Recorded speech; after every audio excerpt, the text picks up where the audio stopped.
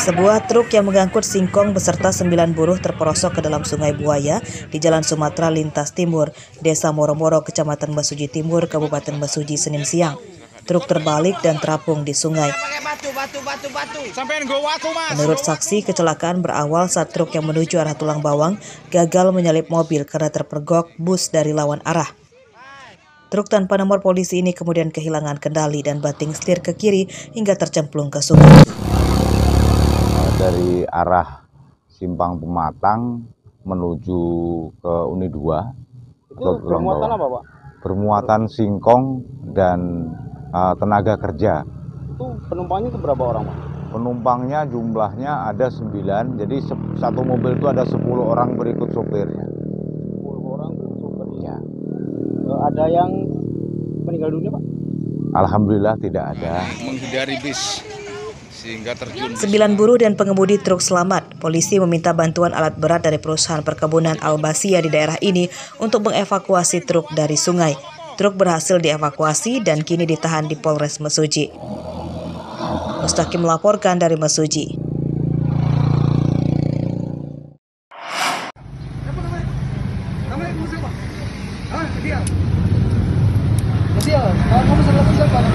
Seorang pencuri motor ditangkap di pinggir jalan raya Kelurahan Kuripan, Kecamatan Kota Agung Pusat, Tanggamus, Senin siang.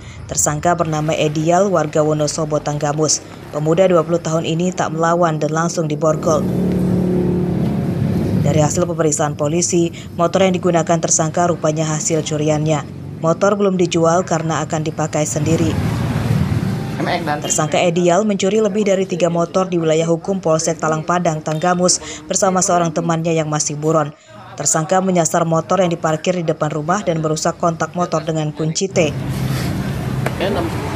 Berawal dari 2 orang pelaku ini mendatangi korban di Kecamatan Kisting dengan cara merusak gembok, lalu motor diambilnya dan selanjutnya dibawa ke Wonosobo.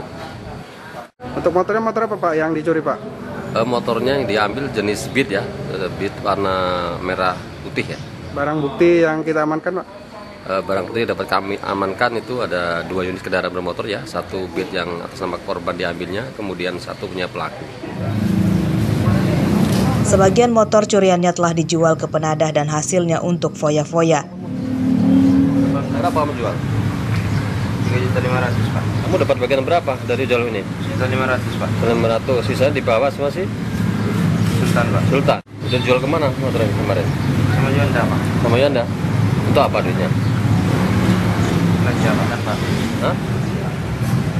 Polisi menyita 2 motor, 1 diantaranya merupakan motor tersangka untuk mencuri. Tersangka terancam hukuman 7 tahun penjara. Yang pakai bukti ya kalau ini. Andri Kurniawan melaporkan dari Tanggamus.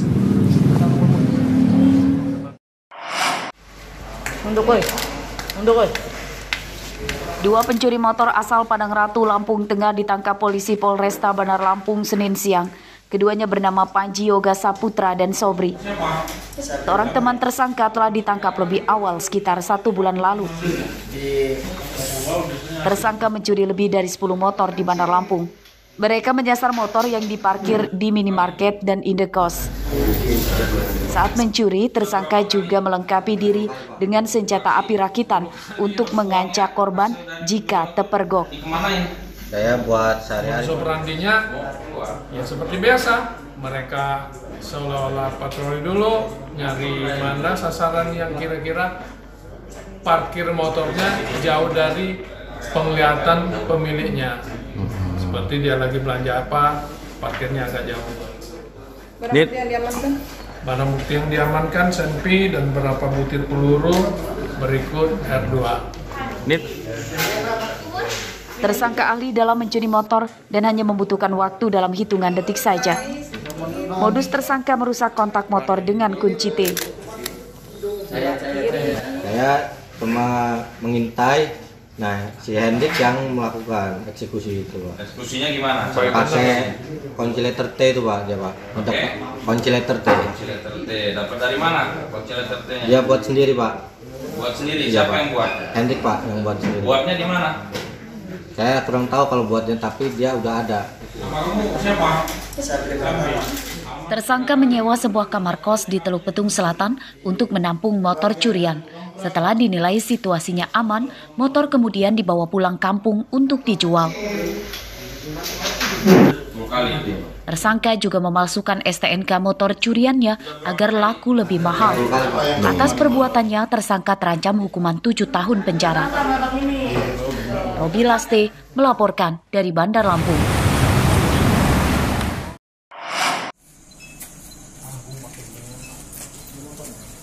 Dua pekan penyelidikan perampokan di sebuah kamar kos di Kelurahan Gunung Agung, Kecamatan Tanjung Karang Barat, Bandar Lampung belum terungkap. Senin siang, polisi masih memburu seorang terduga pelakunya. Perampokan menyebabkan seorang remaja putri bernama Tasya Septiani, 18 tahun, terluka akibat ditikam senjata tajam. Polisi terkendala minimnya saksi saat kejadian. Seorang teman korban yang merupakan saksi utama kejadian itu menghilang. Namun sampai saat ini kita masih berupaya mengejar dari kawan dekat daripada korban. Karena kawan dekat daripada korban sekarang ini menghilang. Ada target nggak sih, Bang? Ya, mudah-mudahan dalam waktu dekat kita ungkap ini. Kendalanya satu, di TKP tidak ada CCTV. Kemudian pada saat kejadian tidak ada satu saksi pun yang melihat. Dan korban sampai saat ini belum bisa kita mintain keterangan. Perampokan yang menimpa Tasya Septiani di kamar kos itu terjadi pada Selasa malam 5 Juli 2022. Korban kritis akibat dianiaya pelaku dengan senjata tajam. Dari kamar korban, pelaku merampas uang sekitar 6 jutaan rupiah dan ponsel. Senin siang, korban telah pulang dari rumah sakit. Robi Laste melaporkan dari Bandar Lampung.